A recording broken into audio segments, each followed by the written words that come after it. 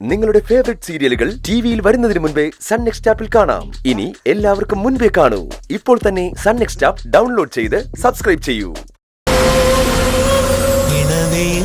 ചിറകുമായി തളികയിൽ ചിരിയുമായി പുലരി വന്നു നിന്നതെന്തിനോ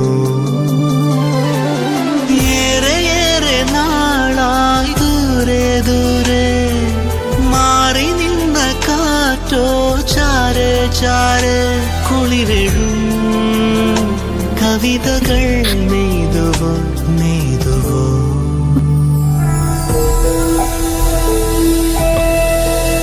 ആരോ നമ്മളെ മനഃപൂർവ്വം അപായപ്പെടുത്താൻ ശ്രമിച്ചത് തന്നെയാ.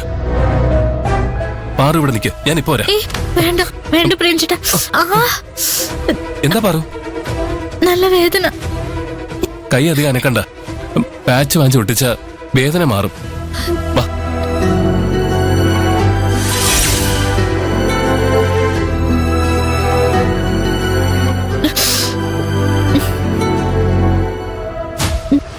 എന്നാലും അവരാരായിരിക്കും? അവരെന്തിനായിരിക്കും നമ്മളെ കൊല്ലാൻ നോക്കിയത്? അവര് നമ്മളെ കൊല്ലാൻ നോക്കി തന്നെയാണോ? എന്താ സംശയം? കാറ് നിയന്ത്രണം തെറ്റി ബൈക്കിൽ ഇടിക്കാൻ വന്നതാണെങ്കിൽ അവരതുവഴി അങ്ങ് പോവില്ലേ? പിന്നെ വീണ്ടും തിരിച്ചു വരുമായിരുന്നോ? പാറുവിന് നന്നായിട്ട് വേദനിച്ചോ? പ്രേംചേട്ടൻ മിണ്ടാവ് നടന്നപ്പോ ഞാൻ അനുഭവിച്ച വേദന വെച്ച് നോക്കുമ്പോ ഈ വേദന ഒന്നുമല്ല.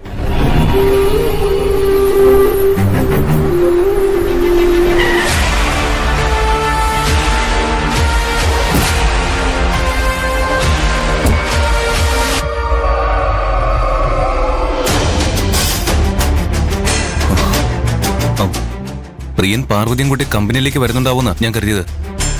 അല്ല, എന്നോട് എന്തിനാ ഇവിടെ വരാൻ പറഞ്ഞ? അല്ല, പാർവതിയുടെ കൈക്കെന്താ പറ്റിയ? ഇത് ഒന്നുമല്ല സർ. ഒന്നുമില്ലാതെയാണോ കൈക്ക് പ്ലാസ്റ്റർ ഒടിച്ചിരിക്കുന്ന? നല്ല വേദന ഉണ്ടെന്ന് പാർവതിയുടെ മുഖം കണ്ടാലറിയാം. വാ, കാറിൽ കയറ്, നമുക്ക് ഹോസ്പിറ്റലിൽ പോ. ആശുപത്രി പോ മാത്രം ഒന്നുമല്ല സർ, ചെറിയൊരു വേദനയുള്ളൂ. കുറച്ച് കഴിയുമ്പോ വേദന കൂടിയാലോ? പാർവതി കാറിൽ കയറ്, ഹോസ്പിറ്റലിൽ പോ. പ്രിയഞ്ചേട്ടൻ തന്നെ ഒന്ന് പറഞ്ഞു കൊടുക്ക്. പാറുവിന് പരിക്കൊന്നുമില്ല സർ. കാർ ഇടിക്കാൻ വന്നപ്പോ ഞാൻ പാറുവിന്റെ കൈക്ക് പിടിച്ച് വലിച്ചു മാറ്റി. അപ്പൊ പറ്റിയത് മാറിക്കോളും. പ്രിയൻ എന്താ പറഞ്ഞ? പാർവതിയെ കാർ ഇടിക്കാൻ വന്നോ?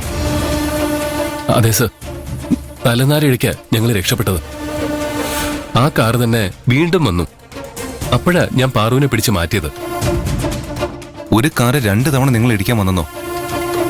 അത് അപ്പൊ ആക്സിഡന്റ് അല്ലല്ലോ, മർഡർ അറ്റംപ്റ്റാ. എനിക്കും അങ്ങനെ തന്നെയാ തോന്നിയത്. പക്ഷേ അതിന് പിന്നിൽ ആരാണെന്ന് എനിക്കൊരു പിടിയും കിട്ടിയില്ല. അതിന്റെ പിന്നിൽ ആരാണെന്ന് എനിക്ക് മനസ്സിലായി. ആരാ സർ? മീരയും പെൺകുട്ടികളെയും പിടിച്ചോണ്ട് പോയ ആ ലോൺ ആക്റ്റീവ്. സാറ് പറഞ്ഞത് ശരിയാണെന്ന് എനിക്ക് തോന്നുന്നത്. ആദ്യം അവര് കാർ ഇടിക്കാൻ നോക്കിയത് എന്റെ ബൈക്കിന് നേരെയാണെങ്കിലും പിന്നെ അവര് വന്നത് പാറുവിന്റെ നേർക്ക. പാറുവിനോടാണല്ലോ അവർക്ക് പക. അവര് ലക്ഷ്യം വെച്ചത് പാറുവിനെ തന്നെ. പാർവതി അപകടപ്പെടുത്താൻ വന്നവരെ ഞാൻ വെറുതെ വിടില്ല. കമ്മീഷണർ നേരിട്ട് കണ്ട് അവരെ കണ്ടെത്താൻ ഞാൻ ആവശ്യപ്പെടും. അവരഴികൾക്കുള്ളിൽ ഞാൻ ആക്കം ചെയ്യും. പാർവതിയുടെ നേർക്ക് മർഡർ അറ്റംപ്റ്റ് ഉണ്ടായതുകൊണ്ട് പാർവതിയെ വർക്കിംഗ് വുമൻസ് ഹോസ്റ്റലിൽ താമസിപ്പിക്കാൻ എനിക്കിന് ധൈര്യമില്ല. അവിടെയും അവരെത്തിയാലോ? പ്രിയൻ, തന്റെ അമ്മയും അനിയത്തിയും കുറച്ചു ദിവസം കഴിഞ്ഞിട്ടല്ലേ വരൂ. അതുവരെ പാർവതിയെ പ്രിയന്റെ വീട്ടിൽ താമസിപ്പിച്ചൂടെ? അതിനുള്ളിൽ ആ ലോൺ ആപ്പ് ടീം പിടിക്കപ്പെടും. സർ, ഉത്സവം മുടങ്ങിപ്പോയി സർ. എന്റെ അമ്മയും അനിയത്തിയും തിരിച്ചെത്തി. തിരിച്ചെത്തിയോ? ഇന്ന് വെളുപ്പിനെത്തി. ഭാഗ്യം കൊണ്ട് പാർവതി അവരുടെ കണ്ണിൽ പെടാതിരുന്നത്. ഒരു പ്രശ്നം എങ്ങനെയെങ്കിലും സോൾവ് ചെയ്യുമ്പോൾ അടുത്തത്. സർ, ഭൂമിക മാഡത്തിന്റെ ഹോസ്റ്റലിൽ തന്നെ പാർവതിയെ താമസിപ്പിക്കാൻ കഴിഞ്ഞ പിന്നെ പേടിക്കാനൊന്നുമില്ല. ഭൂമിക മാഡത്തിന്റെ ഒരു ശ്രദ്ധ എപ്പോഴും പാർവതിയുടെ മേലുണ്ടാവും. അവിടെ മീരയും ഐഷയും ജെനീഫറും ഒക്കെ ഉണ്ടല്ലോ, അവരുടെ ശ്രദ്ധയുണ്ടാവും. സംശയിക്കത്തക്ക രീതിയിൽ എന്തെങ്കിലും ഉണ്ടായാൽ അവര് നമ്മളെ വിളിച്ചറിയിച്ചോളും. നമുക്ക് അവിടെ ചെന്ന് വേണ്ടത് ചെയ്യാൻ കഴിയുമല്ലോ.